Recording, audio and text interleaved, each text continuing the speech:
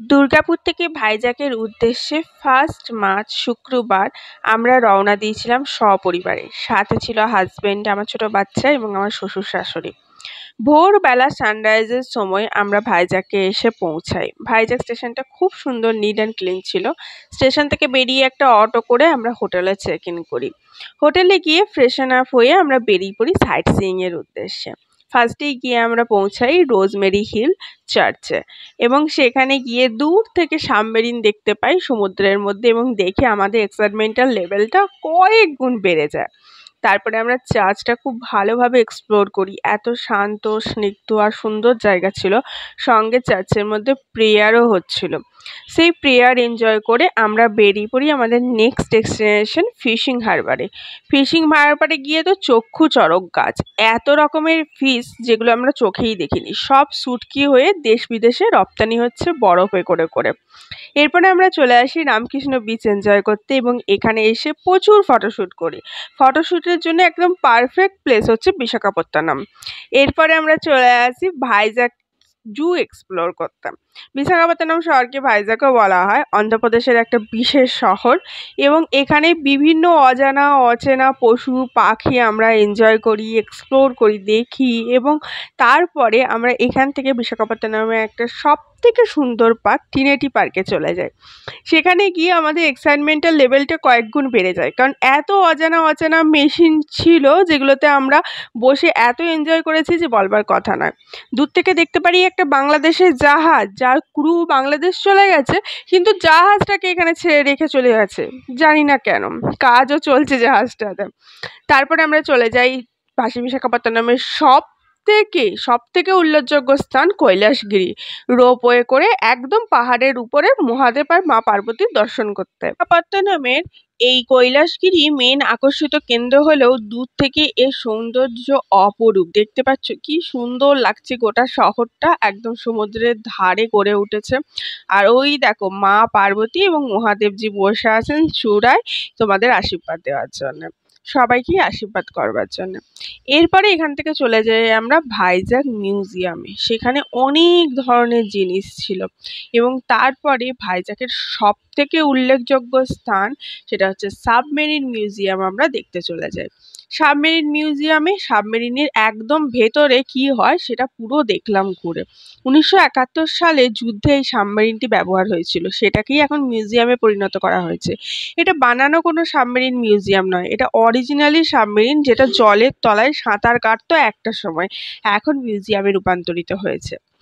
এই সমস্ত ব্লগ আমি আমার চ্যানেলে একটার পর একটা ছেড়েছি এবং এরপরে আমরা গেছিলাম এয়ারক্রাফট মিউজিয়াম।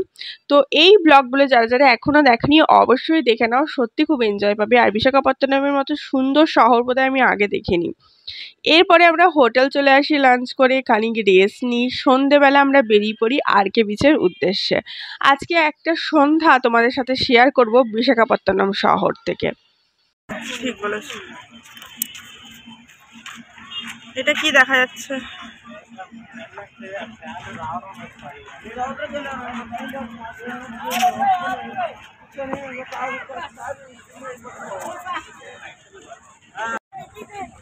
চলো সন্ধেবেলা রামকৃষ্ণ বিচটা আমরা ঘুরে আসি। আর আমাদের হোটেলটা এবারে এত ভালো পাওয়া গেছে যে আমার কি বলবো, কি মন খুল্ল হয়ে গেছে। ল্যান্ডিং গিয়ার দিয়ে প্লেন আসছে রাত্রেবেলার আকাশে। হঠাৎ করে আকাশে এত উজ্জ্বল একটা সূর্যের মতো তারার মতো দেখতে পেয়ে আমরা তো খুব অবাক হয়ে যাই যে ওটা কি বস্তু। পরে জানলাম, যখন হাজবেন্ড মশাই বলল যে ওটা এখানে প্লেন ল্যান্ডিং এর আগে যে আলোটা দেয়, ল্যান্ডিং গিয়ারের যে লাইটটা দেয়, সেইটা দেখা যাচ্ছিল। তো এখানে প্রচুর প্লেন ওঠানামা করছে। বিচটা বেশ সুন্দর, পরিষ্কার পরিচ্ছন্ন এবং চতুর্দিকে ফাস্টফুডের সেন্টার বসে আছে, মানে বিচ ফুড যেগুলো বসে বসে বিচে খেয়ে এনজয় করা যায়। লোকাল মানুষজন প্রচুর বিচে এসছে ঘুরতে। দেখো এখানে যে কতগুলো প্লেন ওঠানামা করতে দেখলাম বলে বোঝাতে পারবো না, প্রচুর। কারণ এখানে সামনেই বিমানবন্দর, তার জন্য। বিশাখাপত্তনম দুদিক থেকেই ব্লেসড, একদিকে জলপথ আর একদিকে আকাশপথ, দুদিক থেকেই তারা ব্লেসড। আর ওই দূরে দেখো হোটেলের লাইটগুলো দেখা যাচ্ছে, সারি সারি হোটেল। আর গোটা বিচটা জুড়ে মানুষ গম করছে এখানকার লোকাল মানুষ, আমরা যেদিন গেছিলাম, আমরা যখন গেছিলাম তখন উইকেন্ড ছিল, মানে 1 মার্চ পৌঁছেছিলাম, ফ্রাইডে ছিল, স্যাটারডে সানডে, তো উইকেন্ডের সময় বলে বেশি ভিড় ছিল না, উইকডেজ বলে কম, এটা আমার জানা নেই। তবে প্রচুর প্রচুর মানুষ সারি সারি হয়ে এসছে এবং সবাই সমুদ্রটাকে এনজয় করছে। এই বিশাখাপত্তনম সমুদ্রটা খুব গভীর, সামনে প্রচুর রক এবং বেশি এগোতে গেলে একদম গভীর। তার জন্য বিশাখাপত্তনমের সমুদ্রতে সচরাচর স্নান করা যায় না, বা স্নান করতে সবাই মানাই করে। ভাইজ্যাক আর পুরীর মধ্যে কয়েকটা বেসিক তফাৎ, সে কটা হচ্ছে পুরীতে প্রচুর বড় বিচ মার্কেট বসায়, শপিং করতে গিয়ে আমরা পাগলা হয়ে যাই, আর আমরা আর কি ছেড়ে কি দেবো বুঝতে পারি না। কিন্তু এখানে সেরকম শপিং এর বিশাল যে জায়গা রয়েছে তা নয়, কয়েকটা রয়েছে, সেরকম বিশেষ কিছু জায়গা নেই শপিং করার মতো বিশাখাপত্তনমে। আর বিশাখাপত্তনমে যেগুলো বিক্রি হচ্ছে সেগুলো সাধারণত দীঘাতে বিক্রি হয়, ঝিনুকের কাজ করা আয়না টায়না ওরকম টাইপের জিনিস, সেরকম কিছু বিক্রি হচ্ছে না। আর এইখানে সমুদ্রতে দেখলাম লোকাল মানুষরা এসে বেশ রাতে সমুদ্রতে দাঁড়িয়ে রয়েছে। লোকাল মানুষ দেখেই বোঝা যাচ্ছে যে ওই অন্ধ্রপ্রদেশেই বাসিন্দা, তারা কোথাও না কোথাও থাকে। এই যে দেখো, সব আসছে, এসে ওখানে সমুদ্রে দাঁড়িয়ে সমুদ্রটাকে এনজয় করছে। আমরা ওখানে বালির ওপরে খানিকক্ষণ বসে পড়লাম, যে বালির ওপরে বসে খানিকক্ষণ সমুদ্রটাকে এনজয় করি, তারপরে আবার এগোবো। আর এখানে বিভিন্ন ধরনের ফাস্ট ফুড পাওয়া যাচ্ছিলো, তবে আমাদের লাঞ্চটা করতে বেশ দেরি হয়েছে। সাইট সিইং করে ফেরবার পথে আমরা এয়ারক্রাফট মিউজিয়ামের পাশে লাঞ্চ করেছিলাম। তো লাঞ্চটা একটু হেভি হয়ে গেছিলো চিকেন টিকেন খেয়ে, তো তার জন্য আমরা সন্ধ্যেবেলা সেরকম কিছু স্ন্যাক্স খাইনি। আর পরের দিন ভোরবেলা উঠে আমাদের বেরোবার ছিল, তার জন্য আমাদের তাড়াতাড়ি ডিনারটা করে নিতে হতো, তার জন্য আর কিছু আমরা ট্রাই করিনি সেরকম। ওই ঝালমুড়ি জাতীয় জিনিসগুলো পাওয়া যাচ্ছিলো বেশি। কত লোক দেখতে পাচ্ছ, তবে এই বিশাখাপত্তনমের লোকেদের একটা বিশেষত্ব দেখলাম, প্রত্যেকটা জায়গারই লোকেদের বিশেষত্ব থাকে। এদের বিশেষত্ব হচ্ছে এখানকার মহিলারা সবাই মাথায় চুলের মধ্যে একটা করে ফুলের মালা গুঁজে রয়েছে, প্রত্যেকটা মহিলা, সে ফলস হোক কি অরিজিনাল হোক। তো আমিও দাম দেখতে গেলাম, তো একটা মালার দাম 50 টাকা করে বলছে। তো আমি বললাম থাক। আর আমার মেয়ে এখানে স্যান্ড নিয়ে খুব খেলছিল, সে এখন রাম রাবণের বাড়ি তৈরি করছে, যে রাবণের বাড়ি সীতাকে ধরে নিয়ে গেছে এখানে সীতা, আর এই রাস্তা দিয়ে নিয়ে গেছে, রামায়ণের গল্প রিসেন্ট শুনেছিল এবং সেই গল্প অনুযায়ী সেইটা ও ক্রিয়েট করছিল স্যান্ডে, এবং সেটাই এখানে এক্সপ্লেন করছে।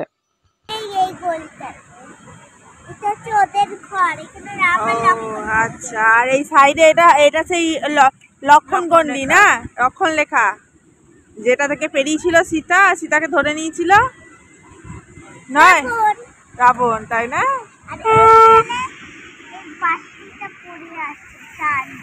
চালের বাটিটা পড়ে আছে, তারপর গয়নাগুলোও তো পড়ে আছে, পড়তে গেছে। আর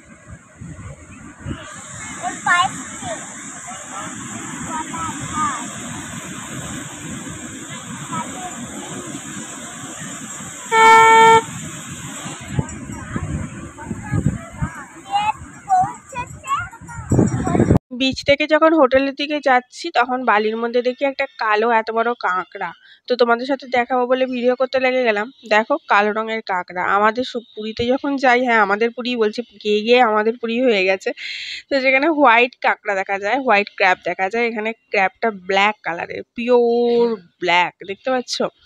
এই দেখো একটুখানি পাটা নড়ালো, বুঝলে, দেখতে পেলে?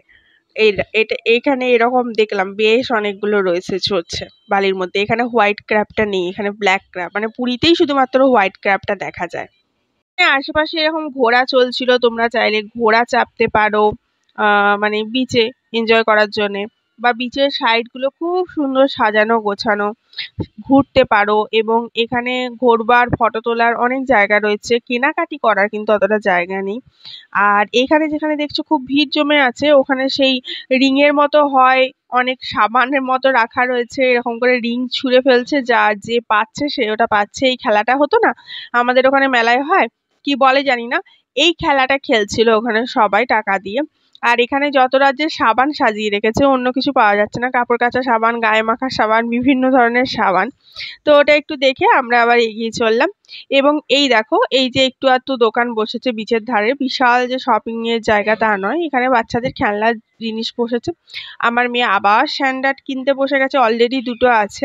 বিচের ওপর এরকম বড় একটা ডিজিটাল টিভি চলছিল, টিভির মধ্যে অ্যাড ফ্লাশ হচ্ছিল এবং তার নিচে আইসক্রিম টাইসক্রিম বসেছে, ভুট্টা বিক্রি হচ্ছে, গরম ভুট্টা। আর ওই দেখো ফুলগুলো বিক্রি হচ্ছে, এগুলো সবাই মাথায় বেঁধে বেঁধে ঘুরছে। কিছু না হোক একটা জবা ফুলও মাথায় বেঁধে ঘুরছে, কিন্তু 50 টাকা করে পিস বললো, আমি আর কিনলাম না, ছেড়ে দিলাম। এই দেখো এখানে ভুট্টা বিক্রি হচ্ছে প্রচুর, এখানকার লোকেরা খুব ভুট্টা খেতে ভালোবাসে এবং এখানে এই রকম সাইডে সাইডেই বিক্রি হচ্ছে, আর এখানে সাইডে বসে সবাই এনজয় করছে। এরপরে আমরা চলে এলাম সোনার বাংলা গেস্ট হাউস, যেখানে আমরা লাঞ্চ আর ডিনারটা প্রিফার করার চেষ্টা করছিলাম, কারণ এখানে প্রপার বাঙালি খাওয়া দাওয়া পাওয়া যাচ্ছিল এবং যেটা খুব রিজনেবল প্রাইসের মধ্যে খুব টেস্টি খাবার দাবার পাওয়া যাচ্ছিল, যেটা অন্য কোথাও পাইনি। বাকি সমস্ত জায়গায় খাবার দাবারে সাউথের টাচ ছিল। ইভেন প্রত্যেকটা খাবারের মধ্যে সর্ষে, কারি পাতা, পুদিনা পাতার ফোড়ন এরকম দেওয়া ছিল, টক টক জাতীয় খাবার এবং প্রচুর নুনচড়া খাবার। আর আমরা বাঙালিরা তো একটু নুন আর চিনির ব্যালেন্স বজায় রাখা খাবার পছন্দ করি, তো অত্যাধিক নুন মানে মিষ্টি না হলেও অত্যাধিক নুন জাতীয় খাবারটা আমরা খেতে পাচ্ছিলাম না। তো এটা হচ্ছে সেই রেস্টুরেন্টটা সোনার বাংলা গেস্ট হাউস। এখানে থাকারও সুব্যবস্থা আছে এবং খাবারও ব্যবস্থা রয়েছে। থাকার জন্য এখানে 2000 টাকা করে পার নাইট হোটেল চার্জ। এর থেকে তোমরা, আমি যে হোটেলটায় রয়েছি 1500 টাকা করে পার নাইট, সেটাতে তোমরা থাকতে পারো। দেখো গরম ভাত যাচ্ছে 1 ডেচকি।